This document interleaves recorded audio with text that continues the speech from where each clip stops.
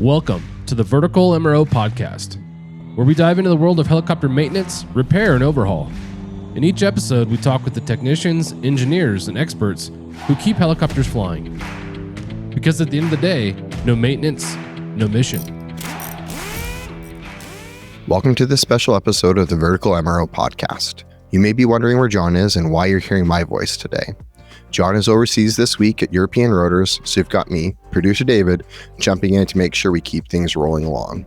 Now, while John and our friends like Halsey from the Helicopter Podcast and Jason and Quinn from the Real Rescue have been sharing awesome content from Europe, I'm excited because this episode brings you somewhere a bit more special for our MRO family. Just 2 weeks ago, we were in Irving, Texas for the second Vertical MRO Conference of the year, and we captured some amazing conversations with attendees, exhibitors, and even students experiencing rotorcraft MRO for the very first time. It was so great meeting many of you both at the Kelowna and Irving events, hearing what you've enjoyed about the podcast and the ideas you have to help us keep bringing value to this community.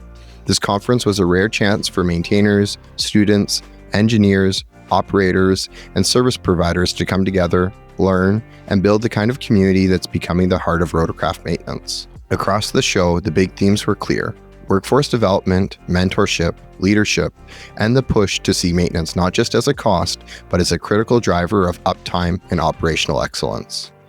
You'll hear voices from across the industry, students from Chicago and Rising Aviation, leaders like Dr. Kodey Bogart and Todd Reicher, and many others who stopped by to share their insights.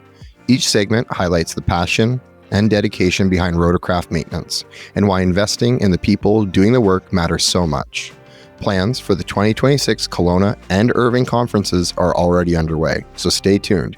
Year 2 is going to be even bigger. So grab your headphones, settle in, and let's jump into the people, the passion, and the power of the rotorcraft maintenance community. Thank you to this episode's sponsors, Rotorcraft Support Inc., Vertical Aviation International, and Rotorcraft Repair and Manufacturing. In this next segment, John and I sit down with Jeremy and Brandon from TurboLyft, a team that's bringing fresh ideas and real practical solutions to the maintenance world. Together, we dig into what drives their company, how they approach solving problems for operators, and the culture they're building from the inside out. From hands-on learning to customer-first service, Jeremy and Brandon share the passion and purpose that keep them and their team pushing the industry forward. That's amazing. Yeah, it's very much sounds like taking the things that you're saying, 20 years and however many, hundreds of years really of experience from your entire team as a whole, looking at these aircraft and going, man, I wish they did this, or I wish they took this extra time in this area or that particular step. And now you actually get to bring that to bear on the platform that you've spent so much time on. So that's really cool. So just back to the conference and being a part of the MRO community, because I'm sure you've said it has its heart, but it has its passion. What is the thing that keeps you, both of you, coming back to it? Is it that problem solving? Is it the new challenge? Is it the people that we're working with each day? Brandon, for you and TurboLyft, what is that driver? I'm just extremely passionate about helicopters. I love helping people. Like, I've always been in a customer service background, even before aviation, from retail to food to catering. I've kind of done every category of job. Sure. What's nice about my day-to-day is even if somebody's mad, I can help them feel better about the situation by coming up with a solution. Or if somebody's looking for something, we can dive in and say, can we do this? No, we can't, but here's who can. Or at the end of the day, I thrive on helping people continue to fly and not go, oh, that was a dead end. Now I don't know where to go. And the flying of helicopters, it's almost in the tagline, right, of no maintenance, no mission. That mission element is very unique to helicopters because it's so much more in your face or forward facing and clear the role that's being played. It goes along in the background a lot to the general public, but to the people that are touching helicopters every day or involved in completing that mission, there's a motivation, there's a fulfillment that comes from that. And if you're helping people solve problems to stay in the air, and staying in that air is completing that mission, it's sort of completing that circle, as it were. Yeah, and the other part to it that I love about TurboLyft, because it's been just over a year that I've been with the company, and just a couple of weeks ago we were at our USA facility, and I was washing down cowls and I was cleaning and I was getting my hands dirty. So I got to do more than I've ever been able to do. Like my first job, I was in warehousing, so I got to touch the parts and take them out to the mechanics and kind of learn, but I never got to touch. I never got to like actually learn, here's how it goes on, or here's how it comes off, or here's what's bad about how it looks. At that point, maybe I would have gone into maintenance, because I was just first job in aviation was shipping, and it could have grown multiple ways. But with TurboLyft, it's, Jeremy's like, hey, do you want to help me with this? Or, hey, like, go help so-and-so with that. And I'm like, I've never taken a firewall off. Oh, okay, it's fine. Just ask him. And, it's like you get to just dive in. And I'm a hands-on learner, so it's great for me to go, okay, like some of this is familiar, but there's so much unknown. And I also work remote, so when I get to be in the hangar, it's always a good time because I'm like pent up, right? Like, it's been building up. It's not my living room. Yeah, exactly.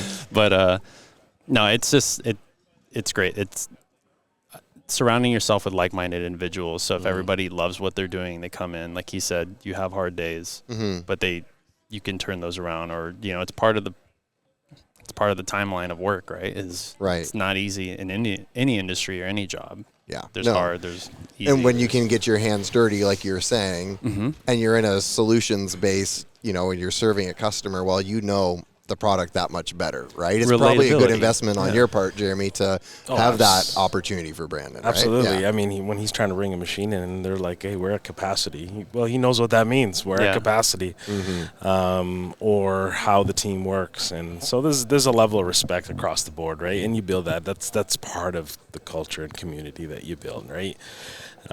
They know him, they've seen him, and he's been on the shop floors, and I mean, they call him for some technical stuff from his previous job as well, just because still the hook guy. He still got it. He can't get away from it. Internally more than ever, but it's great.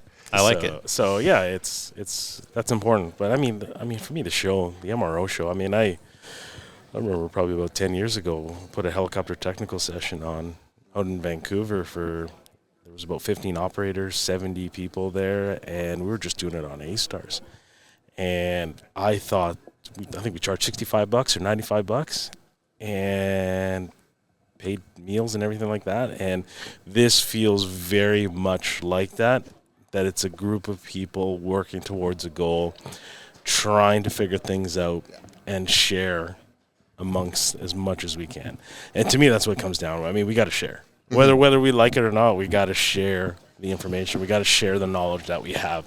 One for the youth, the other is for the industry and the guys that are getting in the machine every single day and working on them. Because without that sharing there, the aircraft are just going to keep breaking down, and we're going to have issues. And why do that? How much more longer can you do more with less, right? And by being joined together as a community, hopefully we can do more with more, because we can pool our resources, our support, our voice. Yeah. Right? Yeah. Like that leadership. I mean, talking about leadership at a show like this, that is important. Like, these are soft skills that we do not talk about, that we do not work on, that we completely don't put it on the agenda when we are a maintenance facility. And you see the holes in it very quickly. Because we're very technical, right? And the generations that have taught us have been very technical.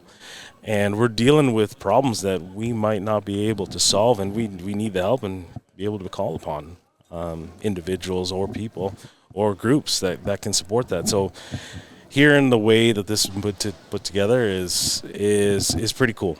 I think it's touching on the right spots. It's hitting what's close to home and what we're dealing with. And I think input and feedback will just make it get better and better each and every day here. In this segment, John Gray and Val Medved sit down with Ty Harris from Camp Systems. Ty shares how Camp, long known as a leader in fixed-wing maintenance tracking, is investing heavily in the rotorcraft world, shaping workflows, listening to operators, and building solutions directly from community feedback. He talks about what makes the helicopter industry unique, why events like Vertical MRO matter, and how open collaboration across operators is driving better tools and a stronger maintenance ecosystem. hanging out with you, Oh, hanging out with Ty. We'll introduce Ty here now right away. Yeah, so Ty, introduce yourself. Let us know, where you work, what your role is, and a little bit about what your company does. Absolutely. Well, I really appreciate you guys having me on. This was very spontaneous, but I really appreciate you guys having me on. Again, my name is Ty Harris. I am the Director of Sales for Camp Systems. We are a maintenance tracking platform that really focuses in on helicopter operators. We're pretty much number one in the fixed wing community for over the last 50 years. But in the last 5 years or so, we really focused on focusing in on this community. This is a really great, unique community. Yeah. And so in that, we've taken a lot of the learnings from just building relationships, right? That's one thing. I came from a commercial engine at GE Aerospace. And this community is completely different than a business community, but you still have the same challenges, right? And so in that, it's been fun to define workflows, define challenges, to find solutions for our customers, and making our product better. And that's really what our focus has been in the last 5 years. And shows like this have really helped us take our product to the next level from our rotor community. And so these are very important, and we were really excited about Vertical MRO. Yeah. There's a lot, like we were in Kelowna, and just I would say, like, just the connection, the sessions. I actually joined a couple sessions just to listen and learn. It's so valuable. And it's not just a trade show where you go and you meet up with your buddies and you walk around the booth and collect swag. I can see people getting valuable insights to take back to their communities. The last day they had a keynote speaker. And that was, I forget his name. Clint Pulver. Yep, Clint, and he was phenomenal. And man, there wasn't a dry eye in the house, I don't think. Yeah, right? He was phenomenal, and that's what's been missing at these shows, right? You want people coming here to take something away, not just for their organization, but for their own personal growth. And when you add in the IA renewals and the training sessions and things of that nature, and then you follow up with that at the end, it just really brings it together. And so that's why I said we're going to continue to be at these shows, because it's very valuable asset to this community. Well, thank you, Ty, for that. I think what you just talked about is our goal. We want to bring something for everybody, right? Whether you're the first day maintainer on the fleet, you're in school, or you're a DOM, or you're a rookie. Yeah. Look at what we were just talking about. What's his name? Keone, right? Yeah. From Hawaii. Where'd he Is go? he here? He was throwing beer cans earlier. Disappeared. Well, you had him and Josh both from Hawaii, and you have him on the rookie versus veterans panel. Yep. But that kind of stuff, like to Ty's point, you bring everybody, and it's a pretty cool pot of characters that get together in our industry to begin with. Now you have them kind of in a common scenario like this. Man, you got nothing but stories, and you got nothing but experiences to talk about, and accreditation. Yeah. So. Yeah, it's really cool. The connections, going back to connections, right? Yeah, 100%. Being able to talk to like-minded people who all have a passion for the industry. And I like your insight. This industry is so unique. I feel like in a lot of industries, people are kind of hiding their secret, how they make things happen. Yeah. But in our industry, I feel like people are like, no, let's stand shoulder to shoulder and come up with solutions for this problem that we're dealing with. And there's a lot of problems, right, that collectively as an organization, as a segment, we're coming up with solutions. So love that you brought that up, because I think it's 100% true. I love that part about it. That's what really drove me into this world, right? Dealing with. You're in the dark side now, buddy. You can't get out. I know. You're in. There's no way out. There's no way out. But it's just it's special to, like you said, trade show these secrets, right? There's no secrets here. I have operators that we brought on that they say, hey, Ty, let's do it this way. And it's about learning from each other, because at the end of the day, if our product is better because we're taking this insight from them, it overall makes the community better. Yeah. And so that's really been valuable, and a really key lesson learned for me. for them, and I'm very appreciative of their knowledge to us as we continue to develop our product. Rotorcraft Support Inc., where expertise meets excellence in helicopter maintenance, repair, and overhaul. FAA and EASA certified Part 145 repair station and OEM factory authorized service center. Keeping your aircraft mission ready since 1986. Visit us at rotorcraftsupport.com. Rotorcraft Support, trusted by the industry. In this recording, John Gray and I sit down with Bill Parsons and Jordan Seago from ACE Aeronautics. They discuss the challenges and opportunities of developing the next generation of technicians, from hiring A&P students straight out of school to giving them hands-on Black Hawk experience, a thing few civilian shops can offer.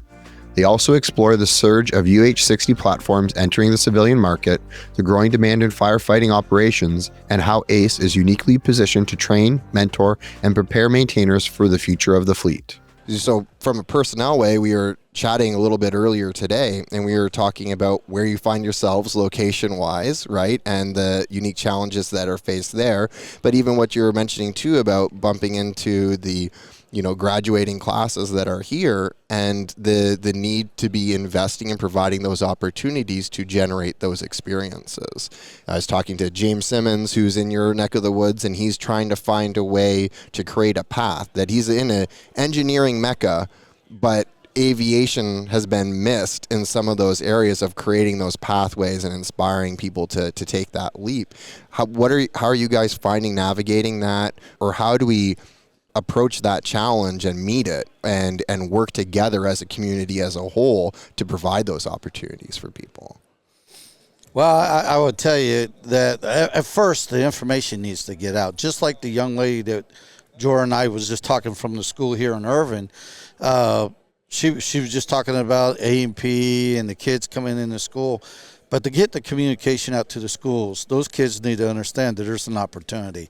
I would tell you, we work very close to an A&P school, and Jordan works with them very close. And lower at Alabama, where I was at Fort Rucker, now Fort Novosel, we were by Ozark, which is another A&P school. And these young kids are going to school, getting their education, getting a degree, but now working to get, I want to be a mechanic. I want to be a AI guy, a structural person, or a power system. What happens is a lot of people, when they come out there, you don't have experience on the platform, they don't give them an opportunity. At ACE Aeronautics, I would tell you, we strive to that. We honestly believe, get that young individual on board, teach them correctly with the book, on the process, on how to work on the aircraft, how to follow the doctrine, and then hopefully teach them correctly on how to do maintenance. I've been doing this for a while, and you get a retiree who's been working on an aircraft for 30 years, 20-some years. When they get out, they learned it one way and they don't want to change. No, their habits are – we'd rather teach them our bad habits so that we don't have to fix, bad habits from, military or a retiree. And this gives them the opportunity that, one, I don't get somebody out of the – which, most of our folks, they're out of the Army, but they've been doing it for a long time. It's become a job. So I get a kid straight out of A&P school, or like in our case, because we're right there, I like to hire kids while they're still in school. So, they're part-time. We let them go to school. They go to school at night, but they work for me during the day. And, this is a 18-year-old kid most of the time. And now he's working, he's training to work on a Black Hawk without having to go in the Army. Right. Yeah. He's not having to go, work at an airline for pennies or, do this, which is good. The airlines need people, but at the end of the day, this is an opportunity that some of them, they might not get for 10 more years down the road until someone finally throws a bone to them because they didn't have experience. So we get to train them up from, they go through A&P school, and they've primarily learned fixed wing. Sure, yeah. So, that's what they're if they taught. get that rotorcraft, it's like, for 3 months. Gold, in that. Yes. You walk into, we work with Sneed State there in Alabama. Great facility, and they've got one of the best labs I've ever been in when it comes to training aids. When I went to, I did a school in Tennessee and thought it was really good, after I got out of the Army to get my A&P. And but I walked in there, and they've got engine run stands, they've got hydraulic scenarios, they've got all these. I mean, just an incredible lab. But there's not one thing in there that will lead them down a rotary wing, Right. path. Yeah. So they can come to us. That's what we do. So we give them, 2 avenues. Going to work on a military aircraft that they'll never touch. Right. Without it. And it introduces it gets a person interested in the rotary. I mean, we're a dying breed, so it's getting harder and harder to recruit people into aviation as a whole. There's more aircraft being built every day, and there's more people retiring out of aviation than there are coming into it. I think it was like for every 10 that are retiring, only 6 are coming in was like the one metric that we heard this week. Yeah, and then some of those just view it as, it's a job. The passion's not there. With these kids, that's there. They joined. They went to a school.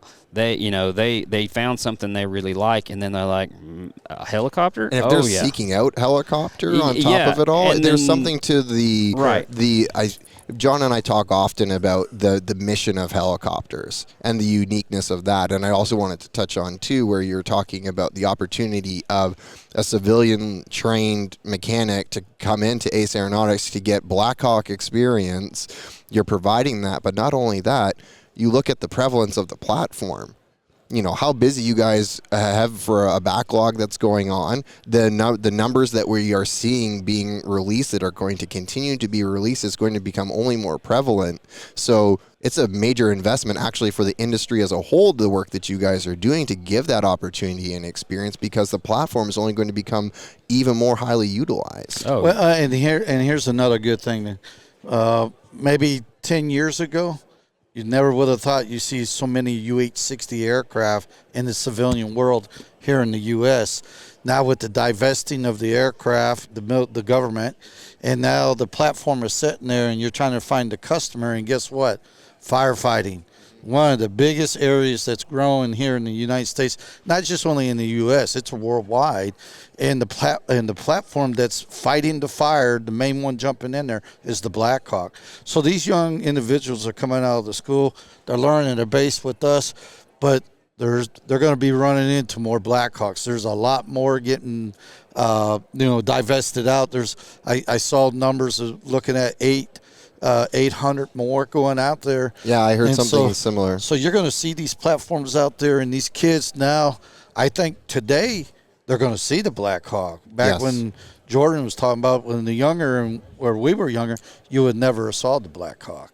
It was always Bell. Bell was the big platform sitting out there. Yeah. And but now the Black Hawk's going to be plentiful out there. These kids that are coming to us and learning the basics with us on the Black Hawk, opportunity. Now they want to go out and see another opportunity in the United States.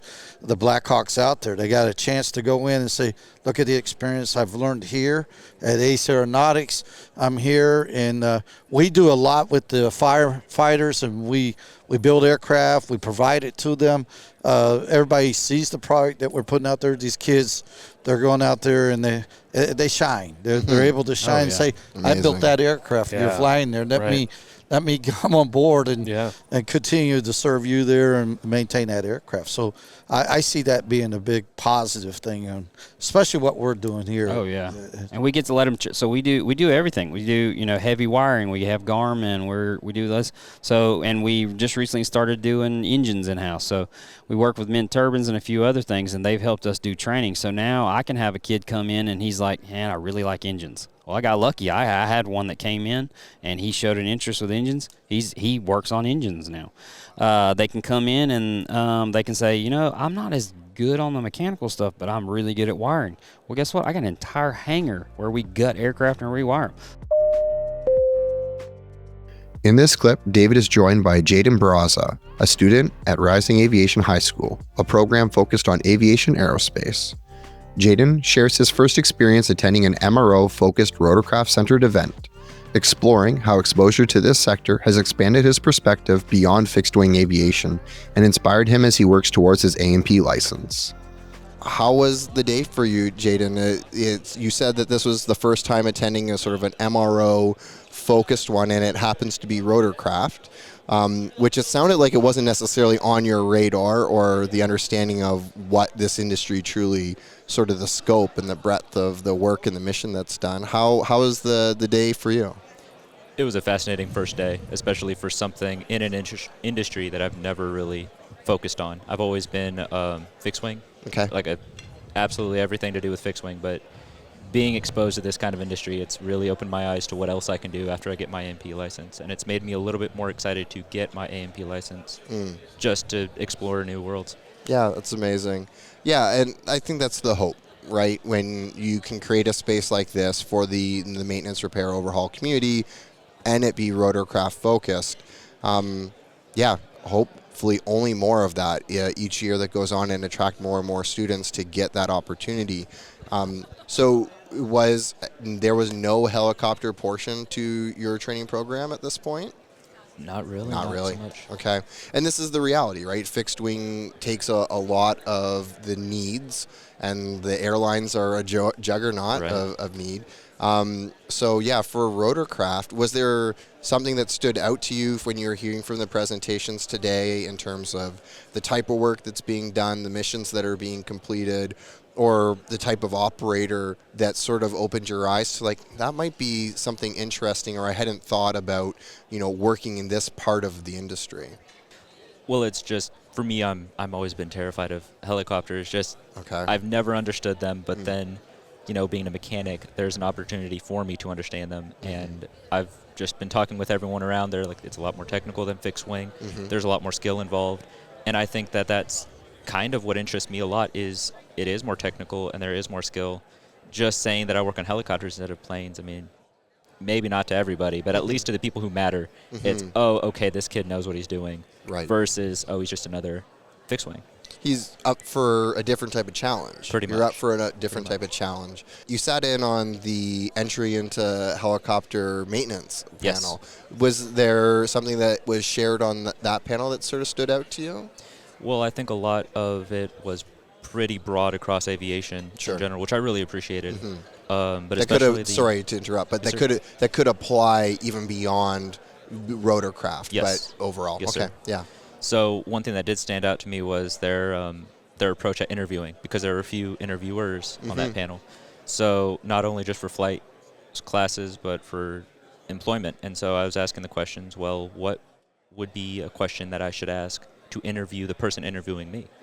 And the response from Helicopter Institute, their panelist, it was, well, ask if I'm hired, where do you expect me in 5 years? And I thought that was a very insightful answer. I was really happy with the answer that I got, because I know I can take that, and even if I don't become an A&P and I pursue my pilot license, or if I don't even have anything to do with aviation at all, that was an answer that I can take pretty much for the rest of my life, and I can just use that. That's really true. That's like the type of question that gets asked to you when you are already 2-3 years in, right?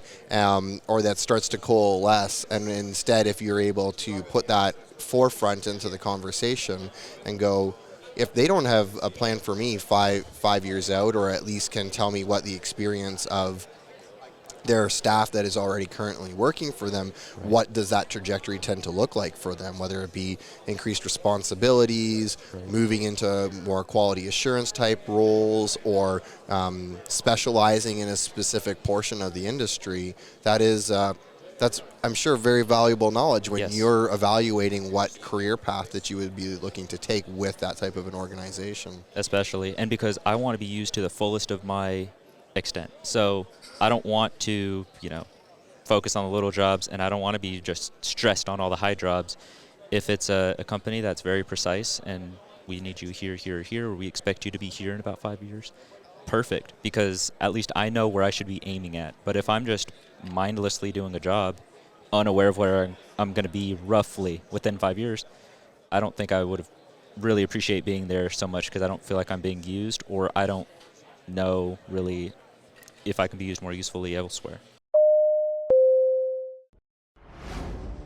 Thank you to our sponsor, Vertical Aviation International. This March, you need to be at Verticon, the largest vertical aviation trade show and conference in the world. With over 15,000 attendees and all the major OEMs and suppliers, it's the place to be. Register today and save. Early bird prices end January 16th.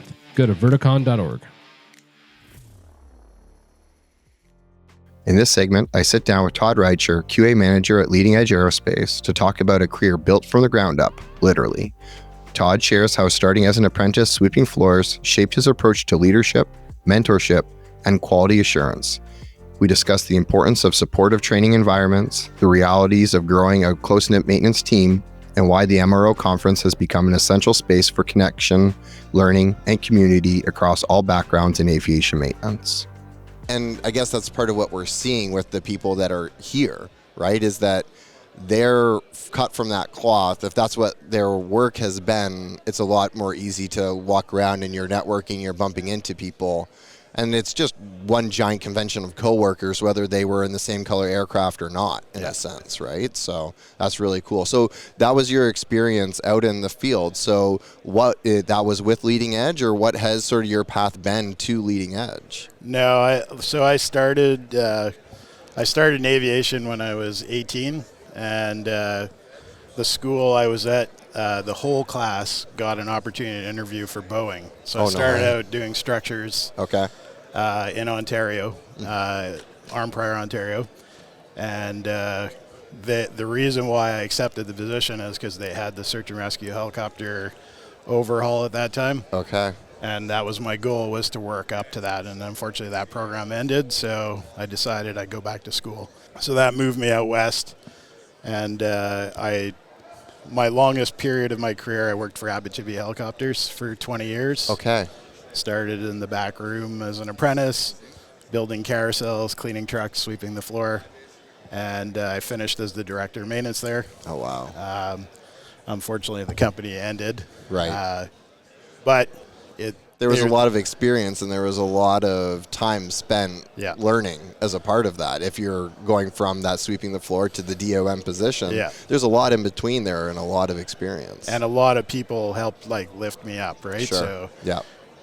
So that's part of what, for my conversation that I'm doing, is I was trying to make the point that I've worked with people at every level. And, I missed wrenching, so now I'm back wrenching. And so Leading Edge was just an opportunity where I am the QA there, so I do some of the technical thing, but I get to wrench.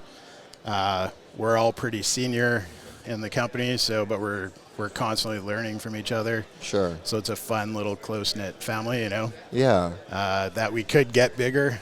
And we're always like, do we want to get bigger? That's a pretty big debate, I think, for most companies. But with what you're saying in that QA role, and I've talked to a couple of people here this week about the QA role, it feels like if it's done right, it could almost be like a built-in community or mentorship type of role, right? Absolutely. Where you're coming alongside people. It's a quality, it's a check, and that can be seen as a very top-down approach, or it can be very much seen as a partnering and doing the work. Yeah. And so I can already tell what approach that you would want to take to that, but was that, I guess, sort of given to you as an example by other people when you were coming up in the industry, and that's then what you're trying to pass on? And that's what I found. That's one thing that was very interesting at Abitibi, and maybe it's like, starting, that's the French way where everyone's kind of very family. Sure. So I never felt talked down there. It was always like, hey man, come in the office, let's look at your paperwork, how can we improve that? And so we spent a lot of time together learning, but they made sure that everyone learned. So when I moved on from there, I took that with me. So I would take the guys that unfortunately maybe didn't have the best paperwork, and I would train them to be auditors, and so that they would see, and then they'd kind of clue in hey, you create a lot of extra work if you don't learn how to dot the I's and cross the T's, so to speak. So yeah, it's been really good, and it's a good opportunity, and yeah, everyone makes mistakes because we're human. So right, exactly. Exactly. So what has stood out for you with creating a space at MRO for MRO Conference? Is it the opportunity to come together as a community? You're talking about, the paint scheme on the helicopter isn't necessarily the most defining thing about this community of maintenance professionals. So has it been beneficial from what you're seeing, to create that space? Absolutely. It's pretty cool to put the name to faces. There's people that you've talked to over the years, and then you meet new people, new ideas. And so, I just really appreciate to have a space that's, I love going to HAI. It's fun. Mm-hmm. It's like big, glamorous, Sure. but the reality is most of it is to sell to an owner. Mm-hmm. Fair enough, right? And it's like you go there and you're like, oh, this is a pretty cool aircraft.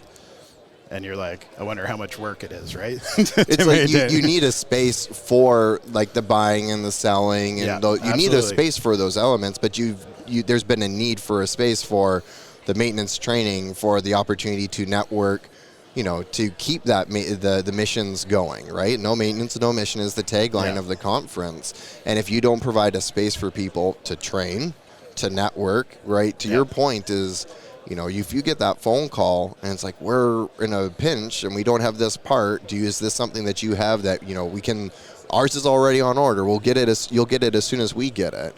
But you need if you haven't had a space where you could bump into somebody like this, the only times that I'm hearing about it is through something like this, or if you happen to get sent out for training at Bell or Airbus or something like that. And I think like the old mentality was that there's always this fear. If you send people to a conference, they're going to meet other people and they'll get poached. But so when you're in this kind of group, you're kind of hearing about other places, and it's like, oh, that's awesome that you do that or whatever, but you're already feeling a bit appreciated because you got to come to something like this. So exactly. So you've already felt like the company is turning around and saying there's value. We see value in you being here in this space. In this segment, John Gray and I sit down with Brad Albright, a veteran helicopter technician and maintenance instructor with Leonardo. Brad shares his journey from decades on aircraft to stepping into training, and why passion is the driving force behind this industry. We talk about Leonardo's intentional role at the MRO conference, the value of investing in technician education, and how properly trained maintainers strengthen every operation. Let's hear Brad's perspective. And that's what I've learned. That's a great way of putting it, Brad. Brad Albright, by the way, joining us from Leonardo. Thank you so much Thank you for having me. Yeah, being a part of the conference, being a part of the training that's going on here. Leonardo has been very intentional, very thoughtful with the training that you guys are bringing as a part of the conference. And just we're chatting a little bit off camera about some of that, but. How did you find your way here to the conference? What was the attraction for Leonardo or for yourself here for the MRO? Well, it started as Leslie contacted my boss, Jeff Morales. He's the ground chief instructor. He does all the ground for the pilot and maintenance side. And he wanted to know if I would do a presentation, because I've created presentations before for customer request presentations. So he's like, do you want to use one of your presentations and go there? And I'm like, yeah, I'd love to. That's cool. I love talking to people about aviation. Yeah, for sure. Everyone's passionate about it. Everyone's happy to be here. Yeah. That's cool. That's why I got into training. I've been working on helicopters since 1983. Okay. Wow. So, and it's getting a little more difficult to get up and down on helicopters. So it's like, let's go into training. I can still talk. I can still do what I want to do. I can share my knowledge. I can share my experience. To me, that's keeping me going. That's keeping me alive. I love it. So is there anything that's stood out for you as while being in the presentations or the conversations or the questions that are coming back from people or just the conference as a whole so far? Oh, the passion for aviation. There's a lot of passion here. People here want to be here. This is not a job. I didn't get out of the service and I took a job managing Taco Bell or something like that because I had leadership experience. Dude, you were in aviation. You loved it. Stick with it. Figure it out. Drive on. That's that passion that's here. That's the way it was with me. I was in the military, got out of the military. I loved it. I went to A&P school. Back at that time, it was 2 years. So I went to the 2-year school, did all that, but I learned things in the school too and help. I never knew sheet metal because I didn't do sheet metal in the Army. So, but that's the type of thing. But it still expanded my vision, my role, and helped me out. And now I learn more. I'm in the training department now, and I'm still learning. I'll go sit in pilot classes and listen to how the pilots are looking at stuff, because pilots look at things different than the mechanics. But there's a lot of passion here about this aviation. Yeah, I love that you bring that up, because as you're talking through your career and then highlighting how, I'm not as capable of climbing up and down the helicopters as I used to be, but you still want to be involved. I can hear your passion as you talk through that. And you're right, this community is full of that. We demand excellence in this industry, and you see that that happens because people love it, right? They're passionate about what they do, and they rise to the occasion day in and day out. Just so cool. So thank you for your passion and for your fire for the industry. Like I said, it's so evident in your words, in your demeanor, in your desire to be here. I think it's really cool. Oh yeah, this is the first time I was ever here at this conference. Yes, and I love it. I like how it's tailored towards maintenance, and like what a lot of people are saying, we need to drive that information back up that maintenance is not that necessary evil, and training is an integral part of all that. Learning things here, giving that knowledge, keeping that technician growing, because a trained technician who's knowledgeable will keep your service time down, or service time up, keep your maintenance time down, keep your service time up, and he'll troubleshoot faster, he'll order parts correctly, we'll be throwing parts at something. Knowledge is a lot, there's a lot to having a good trained technician. It's painting a very clear picture of the investment within the maintenance community that's sending someone to a conference like this is, yes, right?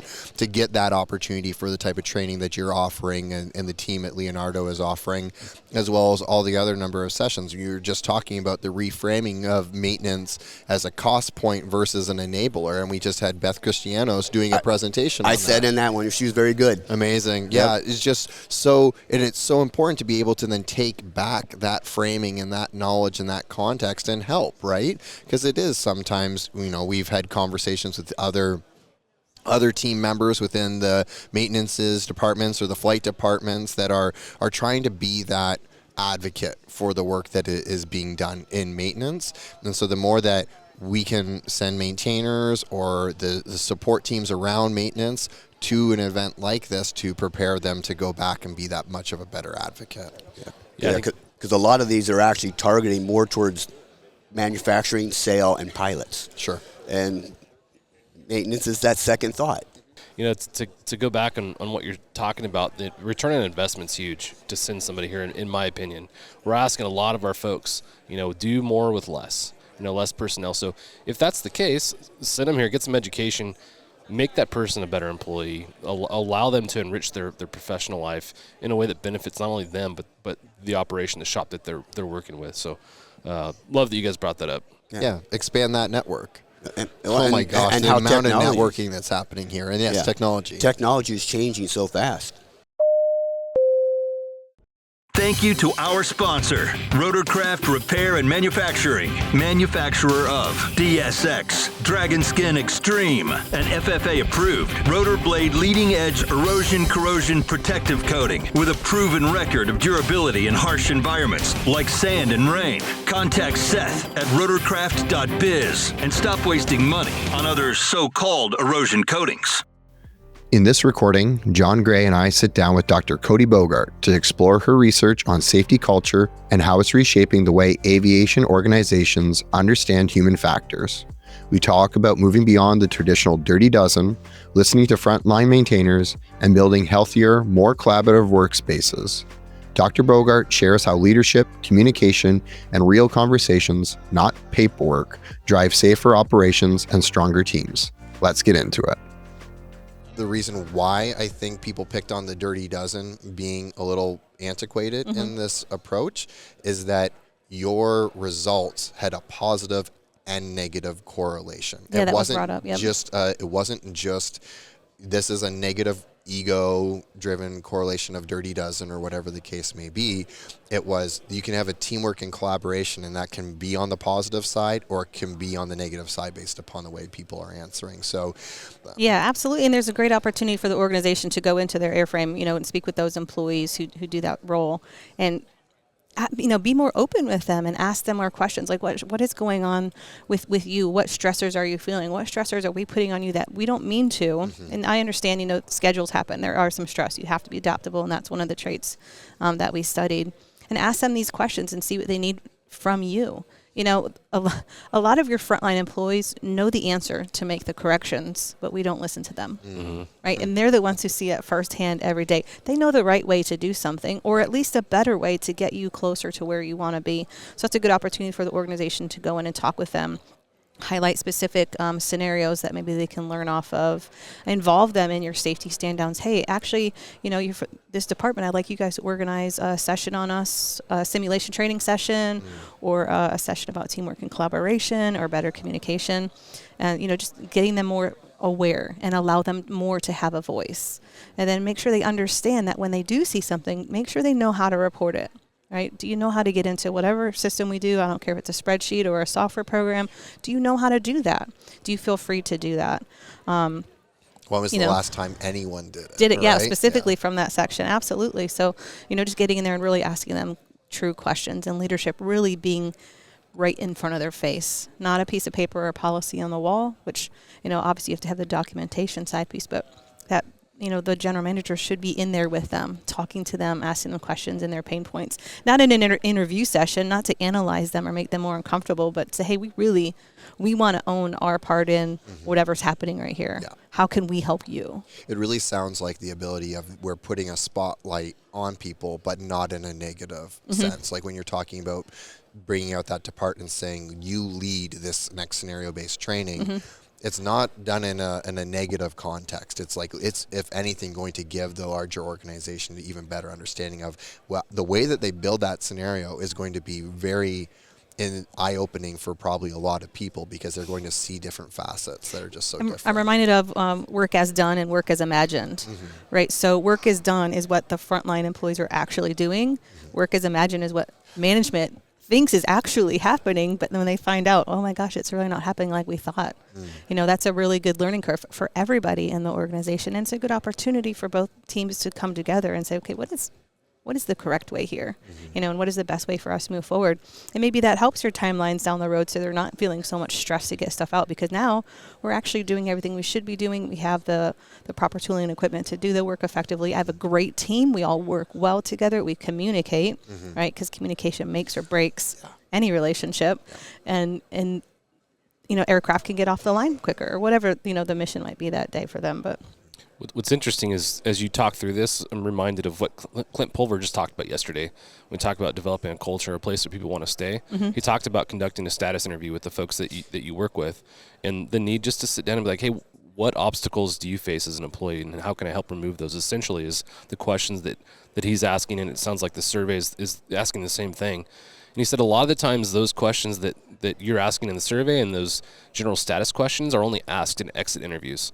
So at that point, it's of no use to that employee. He has very little incentive to answer the thing correctly, So I think it's really critical to do what you're suggesting, with the survey and finding these roadblocks and coming up with good solutions to remove those, So just thought it was a great segue between you and Clint, and how that culture really permeates both sides of the safety, spectrum. Yeah, and leadership leads that, right? They have an opportunity to go speak with the employees, but it is important to remember that when it comes to safety, there is no title and there is no rank, and everybody's a leader when it comes to them.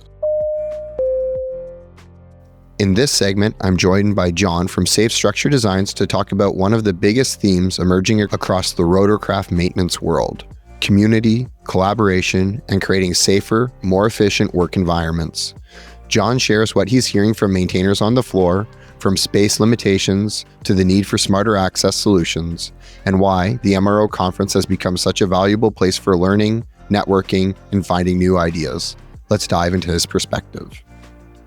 We've always talked about the passion for aviation, or rotorcraft specifically, and that the exposure to that early on, or by people in your circle, suddenly opens up a different aspect of understanding the different facets in the rotorcraft community. It's not all pilot, and it's not all the person turning the actual wrench. Right? There's a lot to it. There's a whole team that goes on with it all, And that's something I've noticed over the last few years is the diversity now. It seems to be a lot more diversity in this field now. And so now we've created a space with the MRO conference, right, to try and to further that and to further that sense of community and building those relationships. You've already said that so far it's been positive in that regard to connect with people. I'm meeting people from all over the world at this show and the one in Canada as well. They've been great shows. I've really enjoyed them. Oh, amazing. Well, thank you for being a part of them. With these conversations that we're having or that you're having here on the floor, is there any sort of themes to any of the challenges or the problems that you're sort of being asked to solve within the community? Space is always an issue, but being able to access the important parts of the aircraft, having a full stand to work on some of those aircraft is I think crucial on some of the larger aircraft. Yeah, no, I could definitely see that. But the space is always an issue from what I'm hearing from the end user. Yeah, and it's then them trying to find a way to make that space and the solutions that are going to be provided by SAFE. So is there anything that you would say to someone if they were considering attending next year for the MRO conference, and what would you say to someone who's trying to evaluate that, or if we're going to bring out a cadre of our maintainers, or should we be there trying to be providing solutions and partnering with the community? So what I love about this style of show is that they're learning things that help them in their business, but then also they have a chance to come meet with people like us that have solutions that can help them do their business better. So having that combo trade show and courses that kind of intermingle, I think it's a win-win. You're learning multiple ways. With the opportunity to network as a part of that, and it's amongst themselves as maintainers, but part of that network is with the different service providers and solution providers as well. Or they can learn from other people in the same industry, from around the world. They're meeting people from all over. Maybe they had a solution that they'd never thought about that the other person has suggested that may help them in the long run. So learning from the instructors, learning from us, the exhibitors, learning from fellow maintainers. Thank you. No. But so it's just a learning all around. I think it's a good thing, not just showing up to a show. Yeah. No. Yeah. And I think that sort of speaks to the intentionality that we all bring to being in this space, and we walk away with it from the intentionality that we bring to it. And there's also, we have like 50 to 60 students that are walking around the floor over the course of the weekend time, and they're trying to seize that opportunity, right, and build some of those connections and understand the different facets of the industry beyond just, turning that wrench on that specific airframe, that they could find themselves in any number of these other service providers as well. And learning from experiences. They don't have the experience yet, but they're able to talk to people that have had the experiences and get suggestions and help that way. In this segment, I sit down with 3 aviation maintenance students from Lewis University, Yusuf, Bill, and Julian, who made an unforgettable journey from Illinois to join us here at the MRO conference in Irving. We talk about their path into aviation, the limited exposure many schools have to rotorcraft, and how a canceled flight turned into a last-minute road trip adventure. Most importantly, they share how this conference opened their eyes to the passion, purpose, and community that define helicopter maintenance. Let's jump into their story. All right. Welcome, Vertical MRO Podcast Conference here in Irving, Texas. I have three pretty cool guys with a pretty cool story to tell here with me. So I got Yusuf, Bill, and Julian, and all 3 of you are in the same school, and I believe it's Lewis. Is that correct? Yes. And where is Lewis University based? Illinois. Okay. So a bit of a distance from where we are here in Irving, clearly. And very cool that it was on your guys' radar. How did we sort of find out that an MRO conference was happening? And clearly, sorry, I should also provide context, Lewis University, so still doing training, completion of maintenance training. Where are you guys sort of in your journeys for schooling? Well, we all have our AMP licenses Okay. already, so we Okay. are certified. More towards the back end. Okay. I believe we're all towards working our bachelor's degrees right now, and we should be out pretty soon, Amazing. yeah. Oh, wow. That's cool. So that seems like a pretty comprehensive program then that Lewis is offering if you're all the way into that. Very cool. So, yeah, how did we end up finding about a conference for maintenance? I believe it was yourself, Yusuf? Yeah. So I was on Instagram one day. I saw an ad for it. I was like, oh, this is pretty interesting. I'm like, at our school, we didn't really have much for helicopters. Mhm. And I thought this would be a pretty good introduction. So I was checking it out, and I saw that it was free for students, and I was like, might as well. I mean, the most expensive part would be everything else. Right. So I was like, this is a perfect experience. I can talk to people. I can learn a little bit about helicopters, start like dipping my toes into it.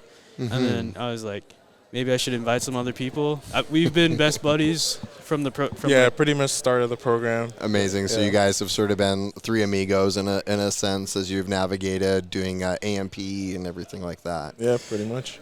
Very cool. And so you're talking about exposure for vertical lift, for rotorcraft, right? And that is the sense that I am getting from talking to different students in different training institutions, so that it's not as prevalent. You know, I get it. The airlines and fixed wing has a lot of demands and needs, and there's a lot of spots to be filled that way too. So it hasn't been a core focus or even exposure in Lewis? I've been telling everyone our exposure to helicopters and rotorcraft was literally a 20-minute session of our teacher, kind of just being like, this is a helicopter, spins, flies, and all that. And the other thing is the funding for the program itself. Mm-hmm. Teachers do the best with what they have, Of course. and unfortunately, they were not able to have like an actual helicopter Mhm. on site for us. At most, we had maybe one engine that had been run through by years and years of other students. Sure. So we get to see it, walk around it a little bit, but no real hands-on experience, no real in-depth education about rotorcraft. So our knowledge and our experience with it is very, very limited. And that's sort of the piece, right? Like ultimately, access to training aids and those sorts of pieces is very key.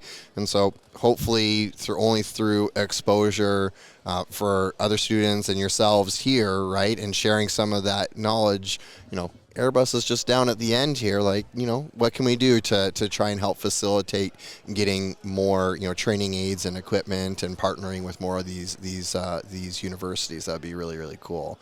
And you guys being here is a part of raising that awareness. So thank you. So we find out about MRO conference, pull the trigger and decide that we're booking tickets, I'm assuming, to get here. And how did that work out? Amazing. Yeah. We didn't even touch a plane. We He didn't get on we didn't even get to the airport. Oh my goodness. We were this close to getting to the airport. Then we checked our emails. We had the plan was for them two to come to my house because I'm like 10 minutes away from O'Hare. Okay. And he comes first.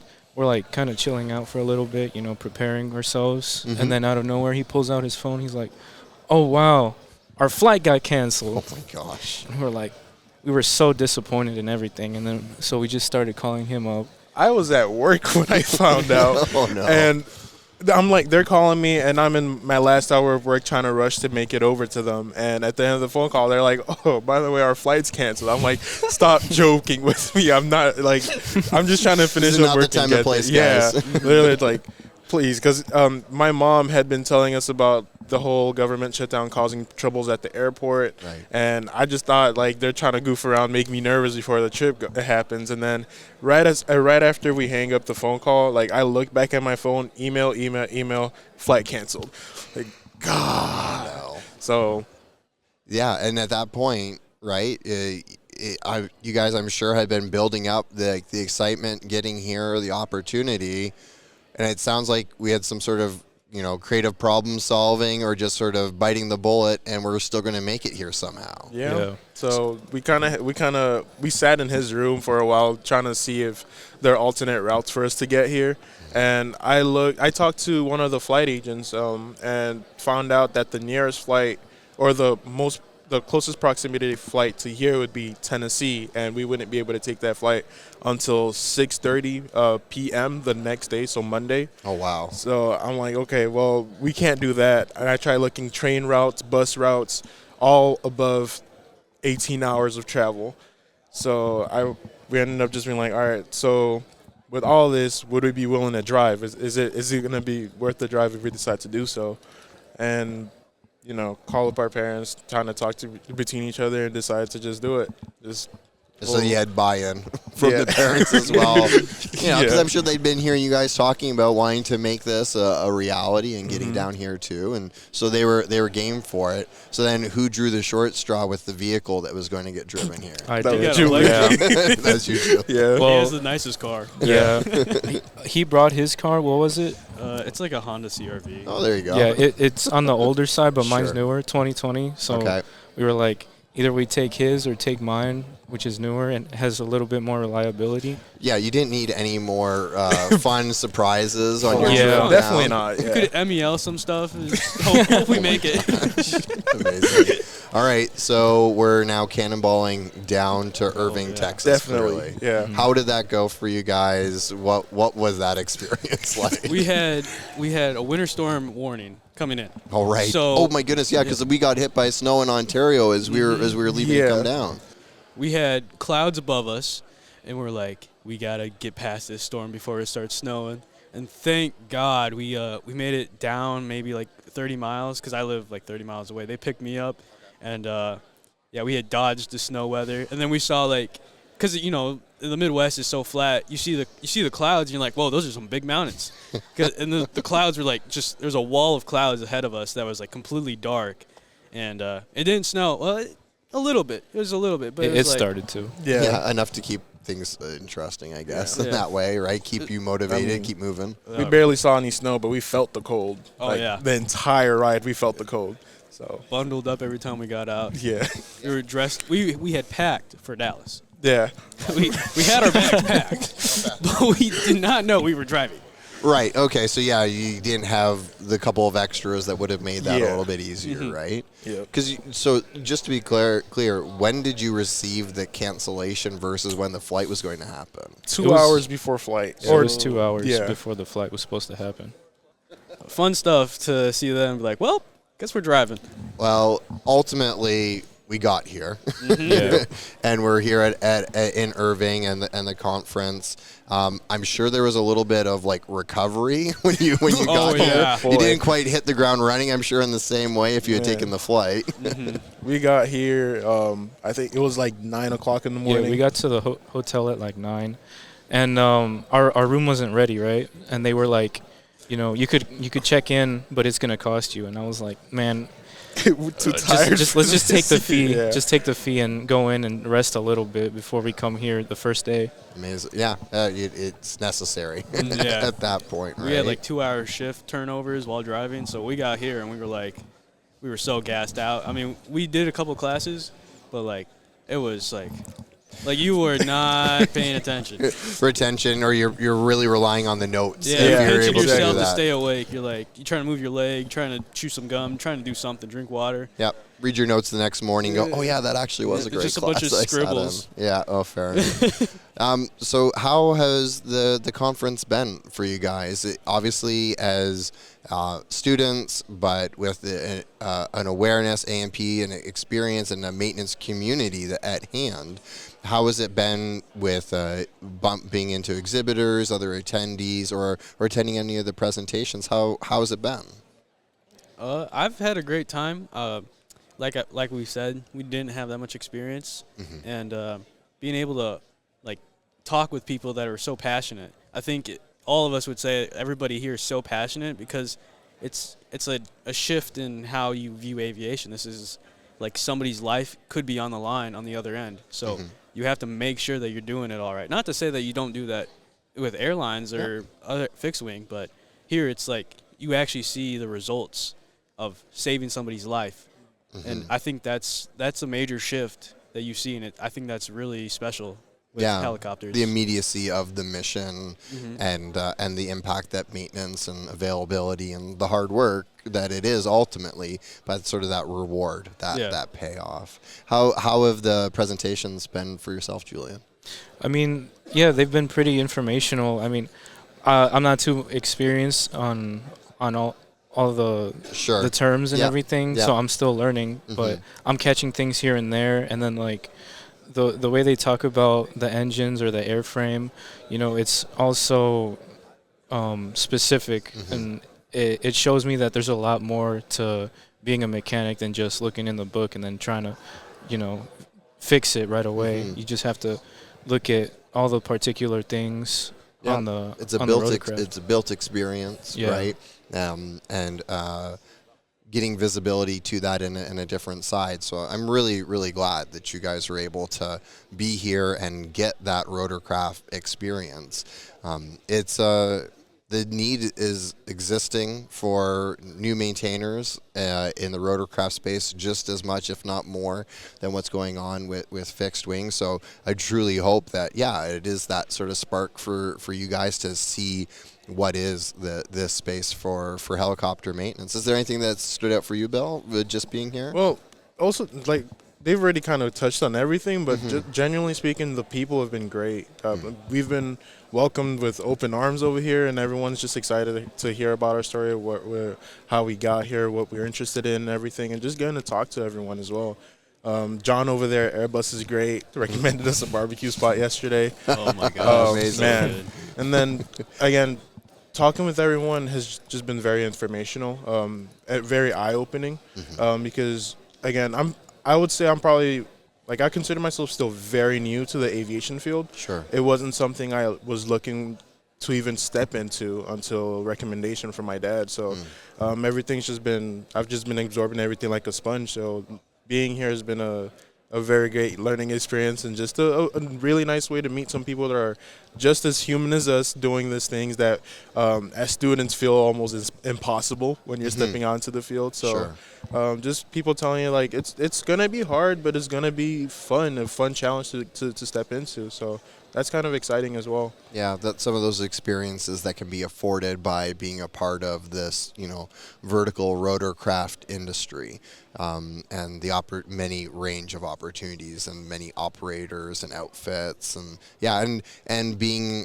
finding one of our first opportunities for a student right outside of a classroom setting to be surrounded by a maintenance community. Right, I think that's really key, and I only hope that we can continue to grow that and increase the reach, whether it be through social media or through partnering with the other institutions that are in the areas where the conference ends up going, to give them that first experience of being a part of a network, of being a part of a community, and build those relationships like down with Airbus or anyone else that you can call up and ask those questions, because that is the way that, vertical maintenance is. That's just the nature of it.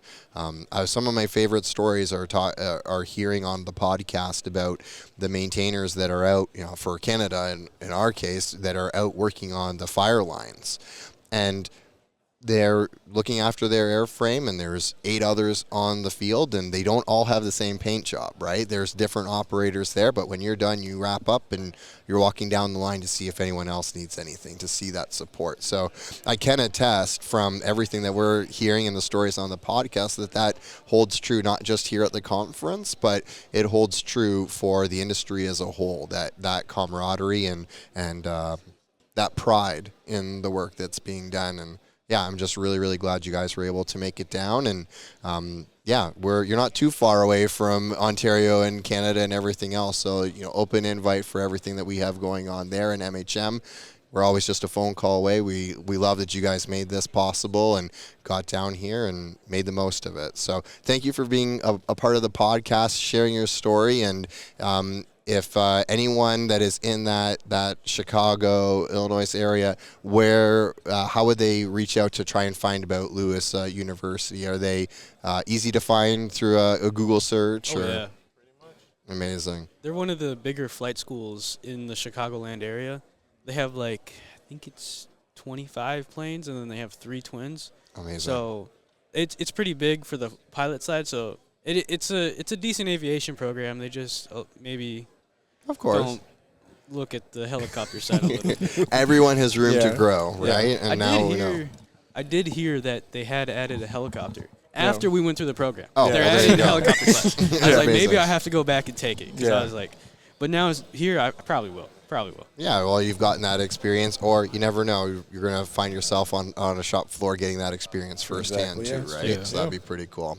Awesome. Thank you so much for making it down, guys. Safe travels back. I'm assuming driving back. Maybe, unfortunately. Maybe take your time a little bit more on the way back. Enjoy it. Be safe. And thank you so much for being on the podcast and joining us. Thank you so much for having us. Yeah. Amazing. Stand by for a message after a word from our sponsors. Rotorcraft Support Inc., where expertise meets excellence in helicopter maintenance, repair, and overhaul. FAA and EASA certified, Part 145 repair station, and OEM factory authorized service center. Keeping your aircraft mission ready since 1986. Visit us at rotorcraftsupport.com. Rotorcraft Support, trusted by the industry. Thanking our sponsor, Vertical Aviation International. This March, you need to be at Verticon, the largest vertical aviation trade show and conference in the world. With over 15,000 attendees and all the major OEMs and suppliers, it's the place to be. Register today and save. Early bird prices end January 16th. Go to verticon.org. Thank you to our sponsor, Rotorcraft Repair and Manufacturing, manufacturer of DSX, Dragon Skin Extreme, and FFA-approved rotor blade leading-edge erosion corrosion protective coating with a proven record of durability in harsh environments like sand and rain. Contact Seth at rotorcraft.biz and stop wasting money on other so-called erosion coatings.